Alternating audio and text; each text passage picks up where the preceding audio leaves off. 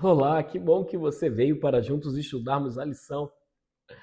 Você já parou para pensar que a mensagem cristã não é apenas uma filosofia bonita, mas uma notícia que precisa ser anunciada? O evangelho que não foi feito para ficar guardado, ele foi feito para ser proclamado. E no centro dessa proclamação está um fato que mudou a história: a ressurreição de Cristo. É sobre isso que nós vamos refletir hoje. A lição de hoje se chama Proclamando a Ressurreição de Cristo. Ela nos mostra que a ressurreição não é uma doutrina para acreditar, mas uma mensagem para compartilhar. Hoje, Paulo nos convida a olhar para a ressurreição como coração do evangelho que anunciamos. Quero ler uma passagem bíblica que está lá em 1 Coríntios, capítulo 15.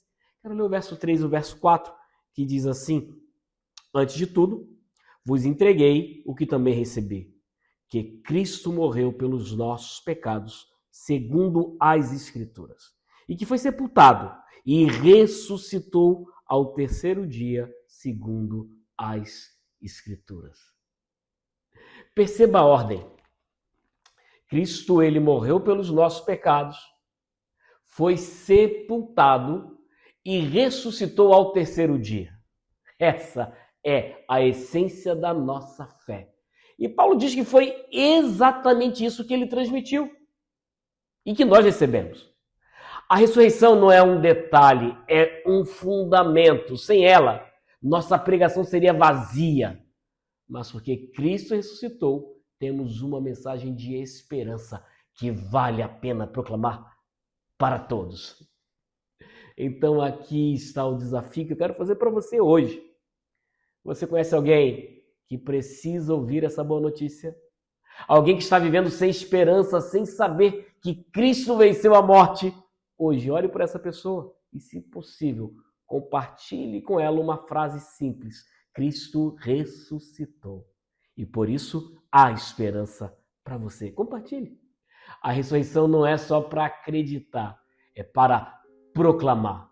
E você pode ser a voz que leva essa notícia a alguém hoje. Aceite o desafio? Feche os olhos, vamos falar com Deus.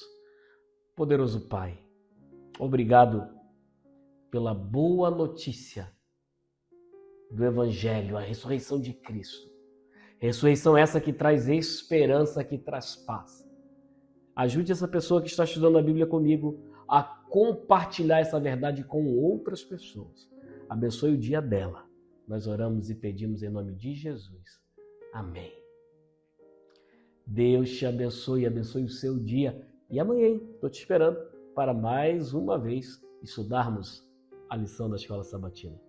Deus te abençoe e até amanhã, se Ele quiser.